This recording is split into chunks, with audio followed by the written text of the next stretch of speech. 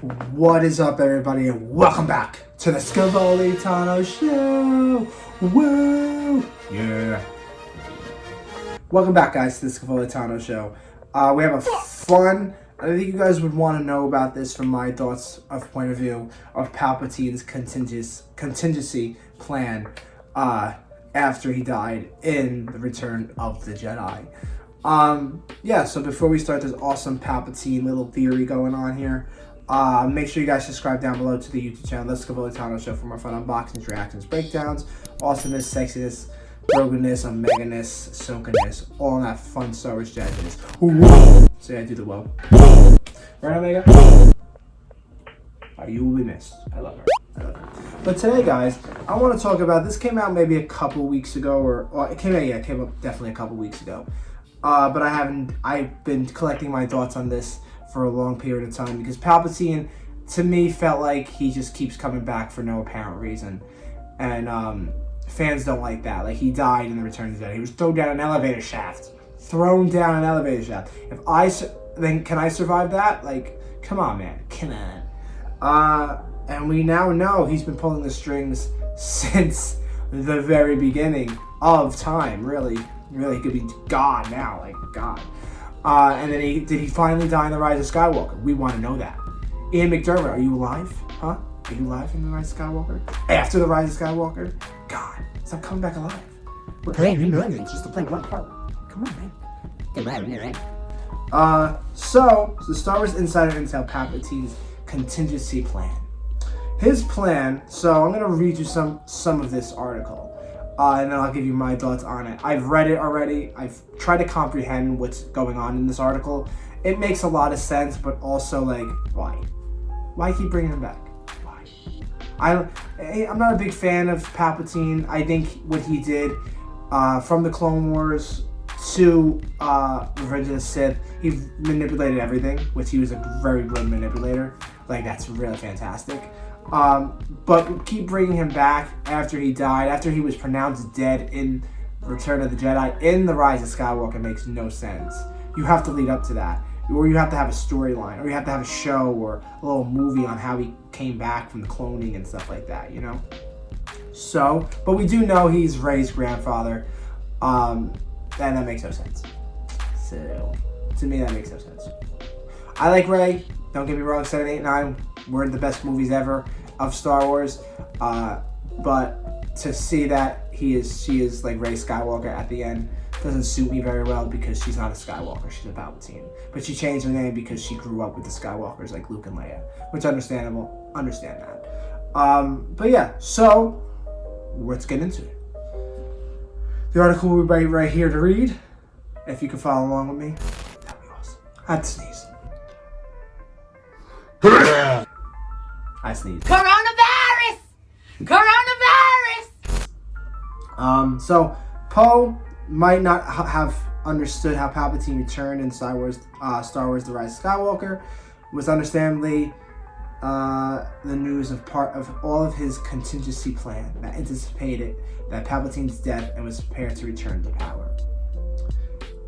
Palpatine was a manipulator. He was a talented one. From killing his own Sith master to creating conflicts and conspiracies within the Republic Senate to orchestrating a galaxy-wide war and taking power as the Emperor. And as Sith Lord, Palpatine carved power but feared losing it. This compelled him to design a backup plan officially known as the Contingency. In this event that he died, Palpatine's plot will go into effect. It was mentioned in Claudia Gray's Star Wars Lost Stars as a concept. I can't say these words. The contingency itself began in Chuck Wendig's Aftermath trilogy, after the Emperor Palpatine was unexpectedly betrayed and killed by Darth Vader.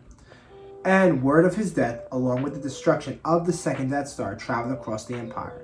The contingency unfolded as planned.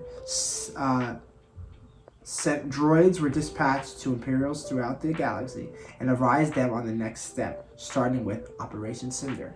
And we all know Operation Cinder was mentioned in The Mandalorian. How about a toast to Operation Cinder? Now there's a man who knows his history. That got destructive with Mayfield's people. that killed thousands of people. Operation Cinder sought to destroy Imperial and New Republic planets alike, with the goal to destroy sensitive information or other liabilities. The operation was carried out in various ways, including the use of climate disruption arrays, which, once fired upon a planet, would create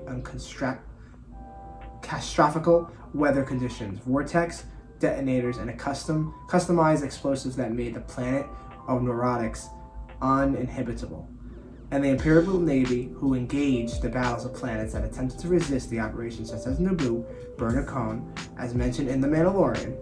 Cinder was devastating, but it also solidified many allegiance to newly erected New Republic, and saw many Imperials defect due to the brutality of the operation.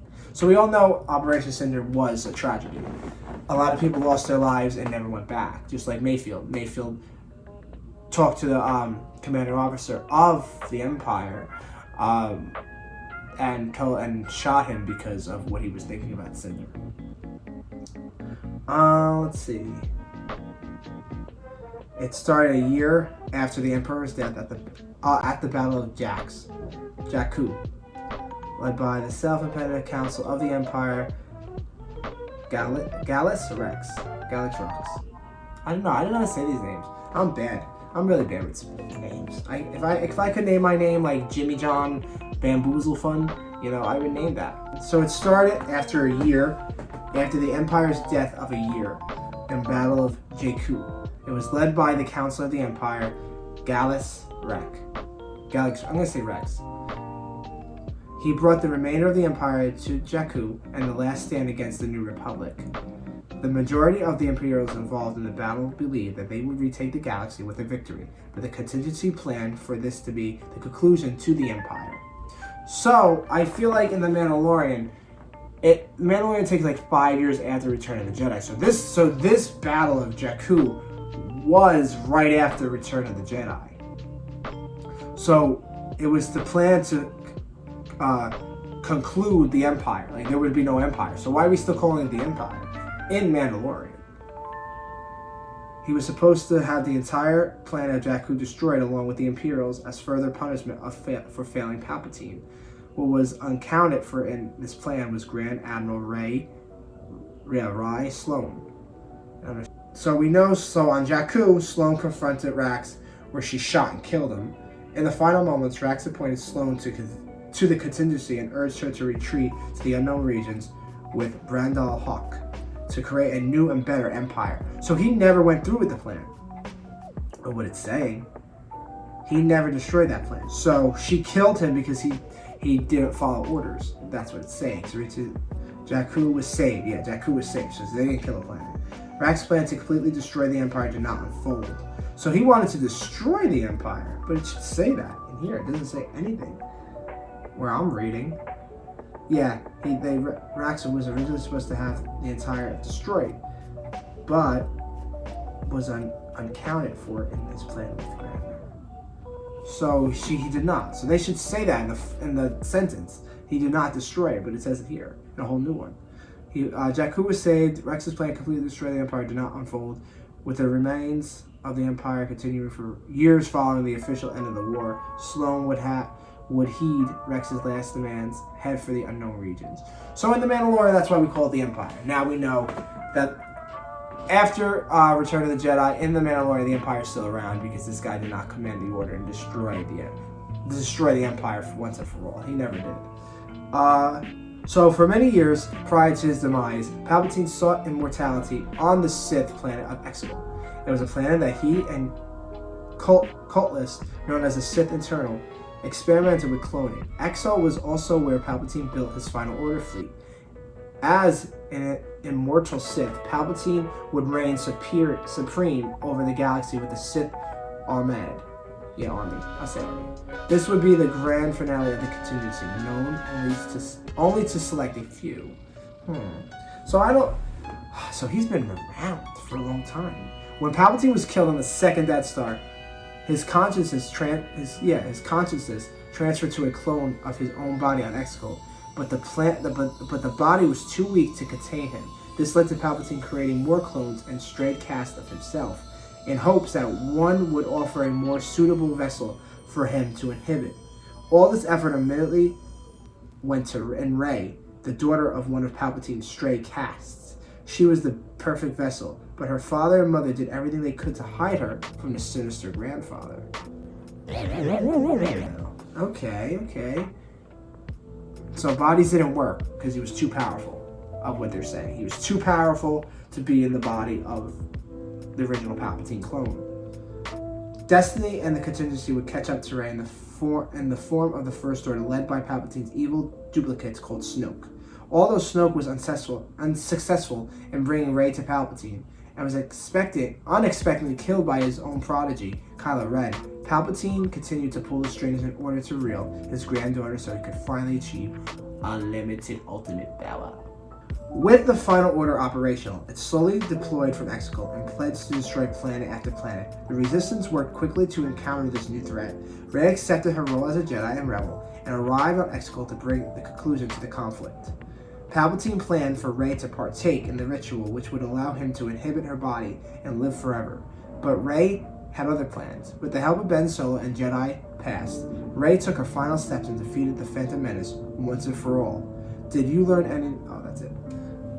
Okay. Did you learn something new about the Contingency? Yeah, I never knew that was called Contingency. I've heard about that, but didn't know in depth. And guess what? They just said the Phantom Menace. So the Phantom Menace is Palpatine in Episode 1. That's called the Phantom Menace. It starts with him in the Phantom Menace. Because he is the Menace. He's a Phantom. I understand now. He's a ghost. Just pulling his strings because he's not there. And I know Phantom Menace is where it starts with Anakin and stuff like that. But I think that what they did there, that was good. I don't get Palpatine's return still. I think we're definitely going to get it in Bad Batch, maybe Season 2 with the cloning. I want to learn more about how they clone people. I really want to, like, an episode or a movie on these cloning processes. I don't understand why Palpatine came back.